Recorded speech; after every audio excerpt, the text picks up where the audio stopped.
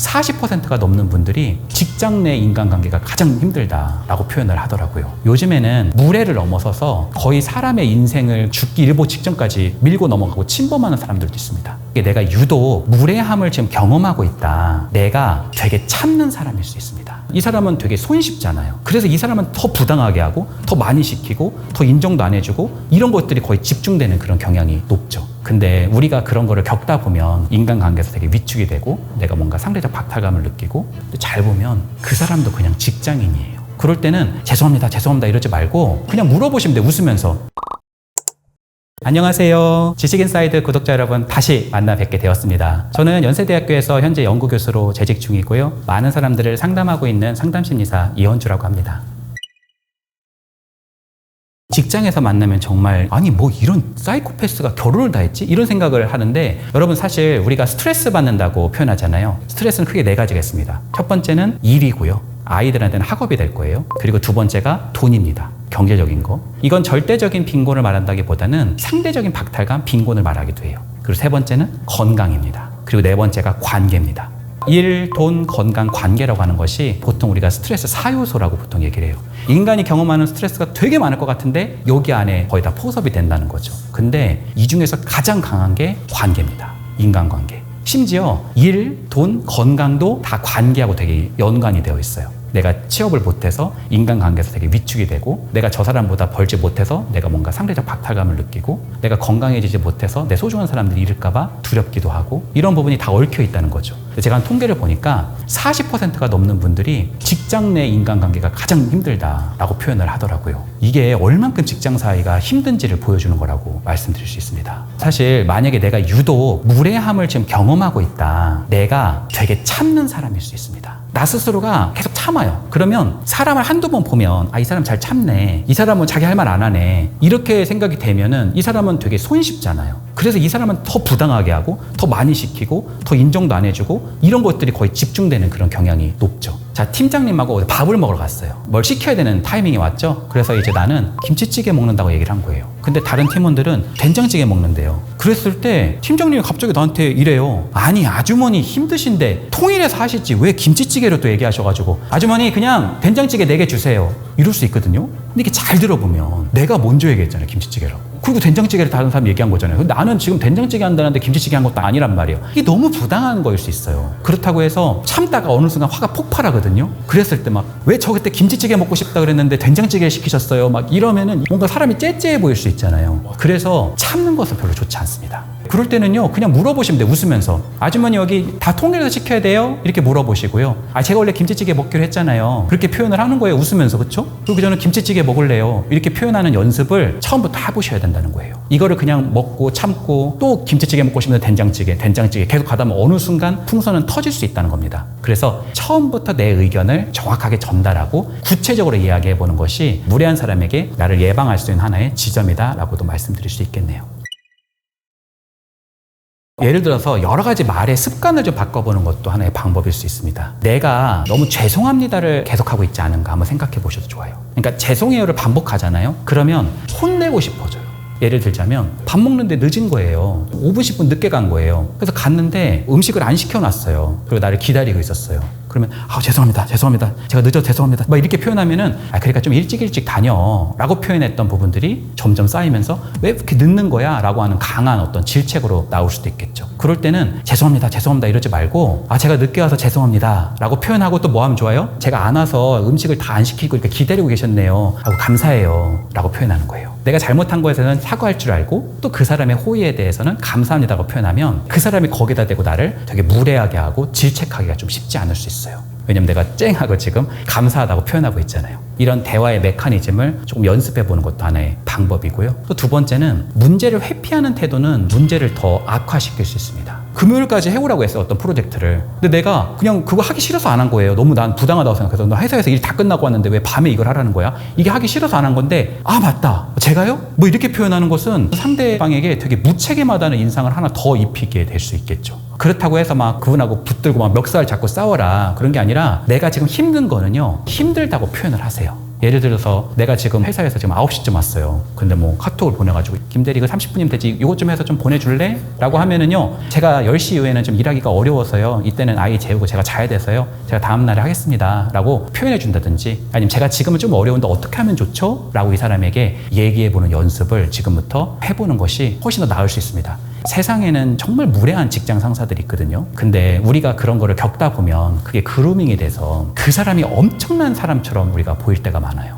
거의 뭐 대단한 권위자처럼 우리가 느껴져서 사시나무 떨듯이 내가 그 사람한테만 가면 막 벌벌벌벌 떨고 있는 경우들이 많거든요. 근데 잘 보면 그 사람도 그냥 직장인이에요. 그 사람도 그냥 월급 받고 있는 그런 사람일 수 있습니다. 상대가 너무 크게 보이면 내 할 말을 못 할 수 있단 말이에요. 내가 승진하려면 저 사람한테 잘 보여야 되니까 진짜 막 거의 사이코 같은 사람인데 내 말을 못하고 내가 항상 숙이고 있어야 된다고 생각하기 때문에 더 말을 못하게 될 수 있단 말이에요. 근데 직장에서 어떤 상무님이나 이사님이나 부장님이나 회사에서 직책이 높아서 잘 가시고 있는 분들 중에 굉장히 막 그냥 숙이고 계시면서 네네네 막 이러고 계신 분만 있는지 한번 잘 살펴보셨으면 해요. 적절하게 상대에게 예의를 갖추면서도 자신감 있게 내 말을 할 수 있는 사람이 훨씬 더 자기의 삶에서 발전과 성장이 높을 수 있다는 거. 요즘에는 무례를 넘어서서 거의 사람의 인생을 죽기 일보 직전까지 밀고 넘어가고 침범하는 사람들도 있습니다. 그 사람도 그걸 잘 모르고 그럴 수도 있단 말이에요. 그러면 브레이크 걸 수 있도록 여러분이 말도 해주셔야 되고, 그게 힘들다라고 한다면 요즘에는 여러 회사 안에는 그런 거를 이야기할 수 있는 다양한 통로들이 있습니다. 정부 안에도 있고요.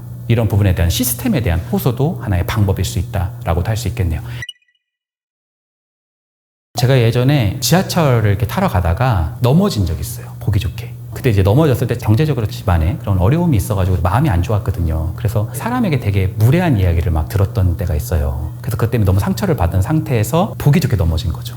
근데 제가 정말 슈퍼히어로처럼 확 일어났던 그런 경험이 있습니다. 근데 사람들이 너무 세게 넘어져가지고 다 쳐다봤더라고요. 이게 퉁 소리가 난 거예요. 근데 거기서 어떤 애가 엄마 저 아저씨 피나 막 그러더라고요. 너무 수치스럽더라고요. 그래서 제가 골목길이 있어요. 거기로 제가 얼른 들어가서 여기 아무도 없는지를 보고 제가 어디가 까졌는지 어디가 다쳤는지를 제가 봤었던 그런 기억이 있어요. 조금 베이긴 했는데 그래도 이 정도면은 잘 연고 바로 가면 괜찮을 것 같은 거예요. 그러니까 좀 안심도 되고요. 여기 아무도 사람이 없다고 생각하니까 제가 그 다음부터 펑펑 울음이 나오기 시작하더라고요. 여러분 직장 관계 혹은 여러분의 인간 관계, 여러분의 삶에서의 어떤 상처들이 있으면 그건 저는 실제로 넘어지는 것과 비슷하다고 생각해요. 근데 여러분들이 그런 직장 관계 안에서 엄청나게 혹은 내 일상 관계 안에서 엄청나게 상처를 받았는데 그렇지 않은 척, 나 괜찮은 척하고 살아갔던 경험들이 되게 많으실 거라고 생각해요. 어린애들은 넘어지면 막 울잖아요. 별로 안 다쳤는데도 울잖아요. 근데 여러분 한번 생각해 보실까요? 우리가 다 어린 시절을 가지고 있었는데 언제부터 우리는 울지 않게 되었을까요? 이게 아마 어른이 되어 가면 갈수록 우리가 항상 웃어야 되고 괜찮은 척 살아가야 되는 어떤 그런 패러다임이 있지 않았을까 생각합니다.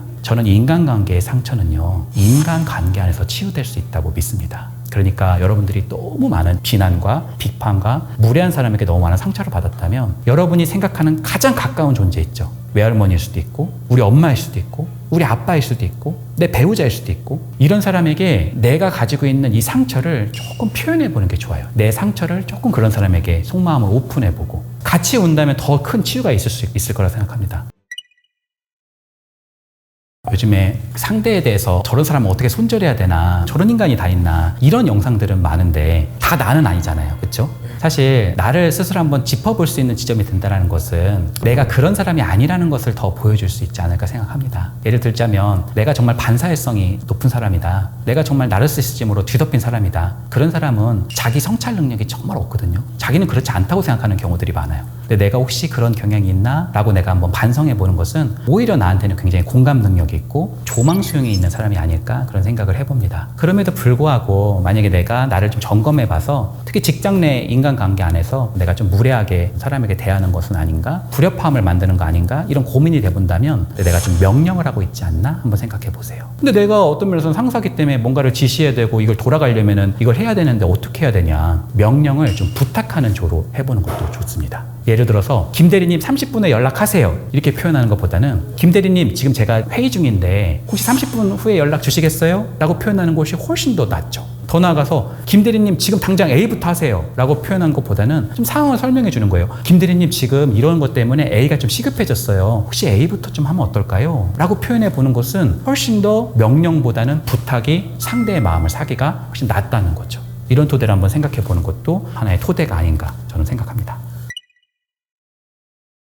불안한 상황 가운데 우리가 놓이게 되면 서로가 되게 싸우게 되고 다투게 되고 더 무례한 행동들이 더 나오게 될 수가 있습니다. 그래서 회사가 지금 괜찮을 때, 지금 막 그렇게 위기가 아닐 때 초장부터 조금 더 인간관계에 대한 돈독성을 이렇게 조직하는 여러 세션 같은 거를 좀 갖는 것이 훨씬 더 나을 수 있습니다. 혹자들은 이렇게 물어봐요. 아니 직장 관계가 일하는 데인데 뭐 그런 인간관계를 맺을 필요가 있나요? 어떤 사람은 막 친구가 되지 말라는데 직장 관계랑 이렇게 표현하는 경우가 있는데, 제가 말하는 거는 친구가 되라는 말을 하는 건 아니에요. 다만 직장 관계가 그냥 일하는 관계만 있는 것은 아닙니다. 이것도 다 인간관계일 수 있다는 거예요. 너무 직장 동료다, 친구다 이렇게 너무 양극단으로 가기보다는 약간 친구인 측면들도 좀 가지고 직장 동료로서 또 합력하는 요소도 가지고 이런 중첩 요소를 좀 가져놓는 것이 필요하다는 거죠. 그러니까 절친 이런 건 아니어도 그래도 우리는 신뢰가 좀 있는 동료, 우리는 협력과 시너지를 낼 수 있는 최고의 팀, 이런 의식은 어떤 면에서는 처음부터 좀 고치시킬 수 있는 요소가 많이 필요하다고 생각해요. 요즘에는 예전하고는 다르게 여러 회사에서 이런 인간관계를 좀 더 증진하고 예방하고 서로에 대한 윤활유 같은 것들을 많이 고치시키는 그런 활동들이 많이 있는 것 같아요.